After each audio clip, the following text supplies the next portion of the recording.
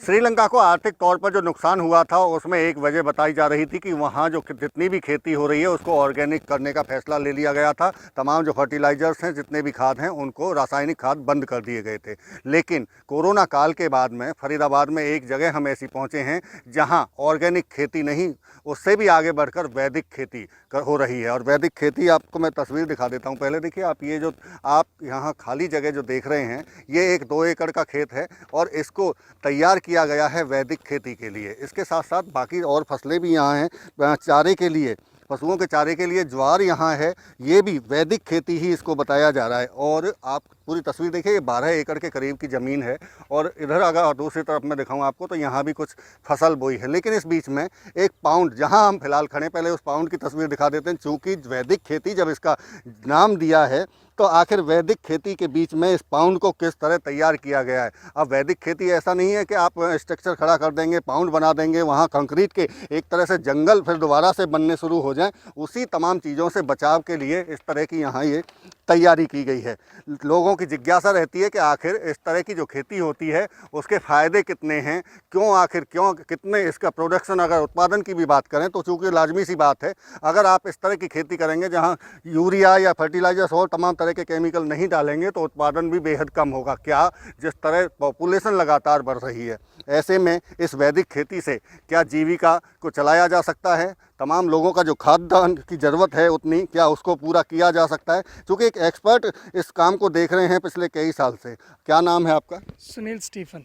Sunil Stephen. आप हैं कहाँ से? मैं कर्नाटक से हूँ। क्या करते हैं आप? मैं नेचुरल फार्मिंग कंसल्टेंट हूँ। अच्छा, नेचुरल फार्मिंग कंसल्टेंट हैं आप। ये ऑर्गेनिक खेती तो सुना था हमने कि जैविक, लेकिन ये वैदिक खेती क्या है? वैदिक खेती भी बोल सकते हैं हम लोग, इसको पर्माकल्चर भी बोल सकते हैं, ताकि ऑर्गेनिक से बियॉन्ड है। ऑर्गेनिक में भी some percentage of chemical use करने का परमिशन भी है, उसका स्केल भी है, लेकिन ये कम्प्लीटली केमिकल फ्री है। ताकि इधर क्या है, 1 मिलीग्राम भी आपका केमिकल यूसेज नहीं मिलेगा आपको। केमिकल तो नहीं मिलेगा, लेकिन वक्त कितना लगेगा केमिकल फ्री करना? ज़मीन को, अगर ज़मीन पहले से अगर इसमें ऐसी फसल बोई जा रही हो जहाँ केमिकल का यूज किया जा रहा हो, तो जिस तरह बताया जाता है कि 7 साल तक अगर उसमें कुछ केमिकल नहीं डाला जाता, उसके बाद में आप ऑर्गेनिक खेती शुरू कर सकते हैं। ये तो क्या है, आपके पास पैसा है, टाइम कम लगेगा, आपके पास टाइम कम है, पैसा ज़्यादा लगेगा। अच्छा। वैसा हो जाता है। ताकि क्या होगा, इनिशियल सिस्टम से हम लोग पूरा इधर का यूसेज का मटेरियल होगा गाय का गोबर, बकरी का गोबर, मुर्गी का गोबर and any tree agri waste and any agriculture waste is called as a biomass. वो मिट्टी का जान बनता है, ऑर्गेनिक मैटर बोलते हैं हम लोग टेक्निकल लैंग्वेज में। वही घास फूस, लकड़ी, टहनियाँ, सब कुछ हम लोग इसको यूज़ करते हैं। इसलिए वो सब इकट्ठा करने के लिए टाइम लगेगा, वरना पैसा लगेगा। देखिए, वैसे तो तमाम लोग जानते हैं कि अगर इस तरह की चीज़ों का उत्पादन होगा वो शरीर के लिए बेहतर होगा। बीमारियां जो बढ़ रही हैं वो रासायनिक पदार्थों को जो यूज हो रहा है उसकी वजह से हो रही है। लेकिन आपकी नज़र में, चूँकि ये अब वैदिक नाम दे दिया है इसको, तो कितना फ़ायदा है आम लोगों के लिए अगर ऐसी चीज़ों को, अगर उत्पादित जो यहाँ चीज़ें हैं, खाद्यान्न पदार्थ, उनको खाते हैं तो? अगर देखिए, पहले के हमारा दादा परदादा को कोई बीपी नहीं था, शुगर नहीं था, थायराइड नहीं था, कुछ भी नहीं था। ताकि उनका टोटल साल इतने, टोटल 80 ईयर्स, 90 ईयर्स, 100 ईयर्स ऐसा इन लोगों ने जी देते थे। ओके, जी लेते थे। अगर क्या हो गया, अभी फ़िलहाल 40 तक आ गया, 50 तक आ गया, इतना पूरा टोटल वो हुई एक्टिविटी करने के बावजूद भी सब लोग कार्डियक अरेस्ट ये सब कुछ बोल के जा रहा है। It's one is the reason is a chemical food. देखिए, केमिकल फूड को लेकर एक ये वजह बता रहे हैं इसकी, जितनी भी तमाम तरह की अब बीमारियां बढ़ी हैं। हालांकि कोरोना के बाद में लोग सजग भी हुए हैं। मैम, आप ये कॉन्सेप्ट लेके आई हैं यहाँ, क्या लगता है ये आदमी की भूख पूरी हो सकती है क्या इस तरह की अगर खेती पूरे देश भर में हो तो? नेचर के पास सब कुछ अबंडेंस में है, भूख सबकी पूरी हो सकती है। हमें लेकिन धरती को उतना टाइम देना पड़ेगा, उसके साथ उतनी मेहनत करनी पड़ेगी। हम डालते तो एक बीज है, चाहते 100 हैं, ऐसे कैसे होगा? टाइम तो लगेगा ही। लेकिन आप जिस तरह जिक्र कर रहे हैं, चलिए आपके लिए हो सकता है कि ये मुफीद हो इस तरह की वैदिक खेती करना, लेकिन आम किसान के लिए उत्पादन उसके लिए बेहद ज़रूरी है। उसको अपनी आजीविका, अपने बच्चों को, परिवार को पालना होता है। तो क्या हर कोई अगर इसी वैदिक खेती पर आ जाएगा, ठीक है, कई बीमारियां नहीं होंगी जैसे जिक्र कर रहे थे स्टीफन, तो लगता है आपको कि यहाँ इस तरह से ये आगे सर्वाइव कर पाएंगे वो किसान? अच्छा, 20 साल केमिकल के प्रयोग के बाद जब धरती बिल्कुल ही बंजर हो जाएगी, यूरिया के प्रयोग से या पेस्टिसाइड से या सब कुछ करने के बाद भी जब कुछ भी नहीं उगेगा, तब आप क्या करोगे? तो धरती तो ठीक करनी ही पड़ेगी ना, मिट्टी में जान ही नहीं है तो फिर होगा कैसे सब कुछ? निश्चित तौर से देखिए ये बड़ा कदम है अगर इस तरफ लोग जा रहे हैं। मैम जिस तरह बता रही हैं ये भी एक वाजिब सा सवाल है कि अगर केमिकल प्रयोग करते करते ये उत्पादन ही ख़त्म हो जाएगा, मिट्टी का जो असर है वो ख़त्म हो जाएगा, पैदावार ही नहीं होगी, तो अब भी मुश्किलें बढ़ेंगी। आप लगातार उनके मैम के साथ में आप यहाँ देखभाल करते हैं, लगता है कि ये आने वाले दिनों के लिए कॉन्सेप्ट जो आप लेकर आए हैं ये और भी लोग अपनाएंगे इसे?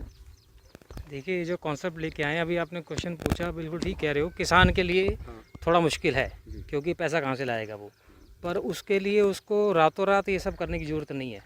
अभी सदगुरु ने एक सेफ सॉइल कैंपेन चलाया था, हम उसमें भी जुड़े रहे थे, तो उन्होंने ये कहा था 3-4% ऑर्गेनिक मैटर डालते रहो हर साल, उसमें ज़्यादा पैसा नहीं लगना।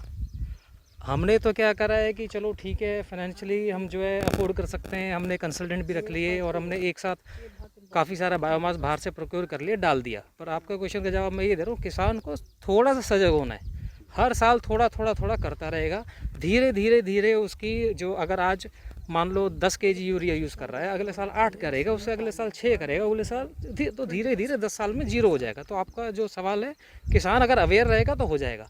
अब रहे हमारे जैसे कि ये एक तरह से मॉडल फार्म रहेगा, जो अफोर्ड कर सकता है वो तो कम से कम कॉपी करे, वो कॉपी करें। लेकिन अमित जी एक बात और एक सवाल ये भी है आपसे, आप क्योंकि आप तो कर ही रहे हैं खेती, कुछ फसलें आपके आई भी होंगी, आप खा भी रहे होंगे, कितना बदलाव देखते हैं उसमें? ज़मीन आसमान का फ़र्क है जो टेस्ट में है। चाहे वो आप एक सिंपल सी सब्ज़ी भिंडी कह लो, चाहे अपना फ्रूट अच्छे से अच्छा फ्रूट ले लो। आज मैंने मार्केट में इस सीज़न में आम खाए थे, मीठा आम खाने को मिला नहीं, और हमारे यहाँ से एक पेड़ से आम आए और इतने मीठे थे वो। टेस्ट का बड़ा फ़र्क है। और हम, आपने देखा होगा हमारा छोटा एक खेत और है, जाते हैं सीधा मूली गाजर तोड़ते हैं और खा लेते हैं, धोने की भी जरूरत नहीं है। टेस्ट का तो ज़मीन आसमान का फ़र्क है, ये तो टेस्ट करके ही बता सकता है, कोई इसका चेकलिस्ट या कोई लैब टेस्ट करने की भी जरूरत नहीं है, खाएंगे तो जानेंगे। खाएंगे तो जानेंगे। मैम आप तो खुद सब्जियां बनाती भी होंगी और खाती भी हैं, क्या लगता है आपको जो बाहर की, जो बाज़ार की जो सब्जियां भी आपने खाई हों, तो कुछ लगता है फ़र्क? कई बारी लौकी तोरी जैसी सब्जियों में बहुत स्मेल आती है, जैसे सीवर का पानी से वो सब्जियां सींची गई हों, सड़ा हुआ। तो जो खेत की सब्ज़ी होती है उसमें बहुत ही मिठास होती है और वो बहुत जल्दी पक जाती हैं। और एक और मैंने प्रयोग किया था मेरे घर में, जैसे टमाटर अपने आप उग गया, बहुत अच्छी मिट्टी थी, टमाटर उगा, तो मुझे लगा उसके बीज मुझे बचा के रखने चाहिए, तो मैंने 4 टमाटर उठा के रख दिए गलने के लिए। फिर वो बीज मुझे कम लगे तो मैंने सोचा कि एक मार्केट का टमाटर उसी सीज़न का उठा के रखती हूँ। बिलीव मी, मेरे पास फ़ोटो नहीं है, बट 3 हफ्ते बाद जो घर के उगे टमाटर थे, जिन पे कोई पेस्टिसाइड या यूरिया नहीं डला था, वो एज इट इज़ थे, सिर्फ थोड़े श्रिंक हो गए, सूख गए। जो मार्केट का टमाटर था वो ऐसा हो गया जैसे उस पर एसिड डाला हो किसने, काले रंग का, बिल्कुल सड़ गया था वो। तो जब वो सब्ज़ी रखे केमिकल के प्रयोग से ऐसी हो सकती, तो हमारे अंदर क्या कर रही होगी हमारे शरीर में उसको खाने के बाद। देखिए बड़ी बात कह रही हैं मैम, जिस तरह से अगर टमाटर का उन्होंने उदाहरण दिया है कि अगर घर का टमाटर वो ख़राब नहीं हुआ लेकिन बाज़ार का टमाटर सड़ गया, केमिकल, यही उस वैदिक खेती का जिक्र हम कर रहे हैं कि यहाँ जो फार्म बनाया गया है इसमें वैदिक खेती की जा रही है। और ये तमाम जिस तरह बीमारियों का भी जिक्र सामने आया, खुद कंसल्टेंट इसको देख रहे हैं, लगातार पिछले 12 एकड़ का ये फार्म बनाया गया। हालाँकि अभी इसको तैयार करने में और वक्त लगेगा, लेकिन ये लोगों की अब ज़रूरत भी बनने जा रहा है। फरीदाबाद से देवेंद्र कौशिक, इंडिया न्यूज़। ये तो मेरे फादर इन लॉ ने बनाए, धीरे धीरे यहाँ पर आई ना, मैंने देखा इन पेड़ों को।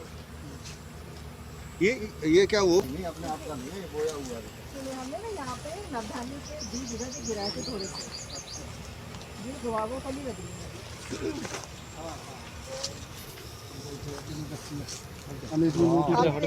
देखो ना कच्ची की,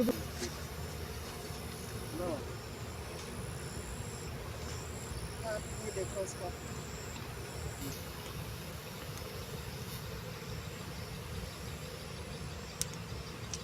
मिठास देखो, इसमें मिठास कितनी है।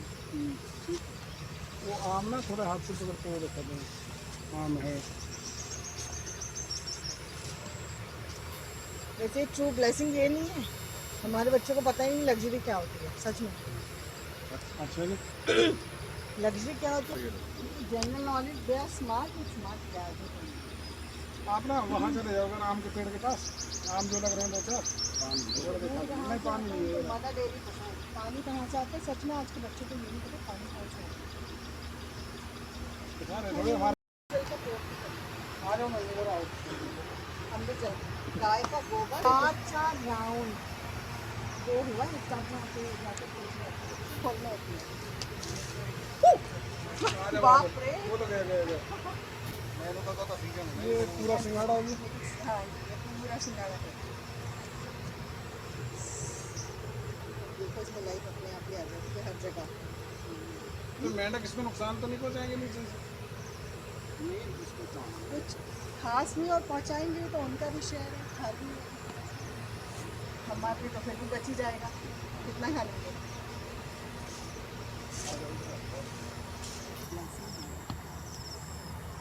ये है देसी। लोग इनको भी कर लो पुलिस में बता देते हैं।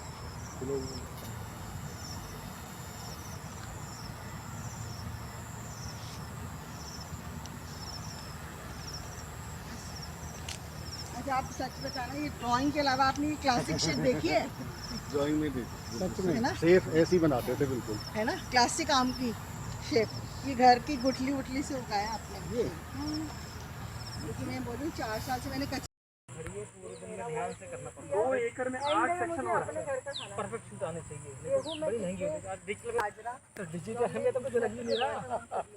तब तो वो टीपी की इतनी कॉस्ट आती थी मतलब 50 या 100 रुपए की होती थी। मॉडल में काम करते थे पहले।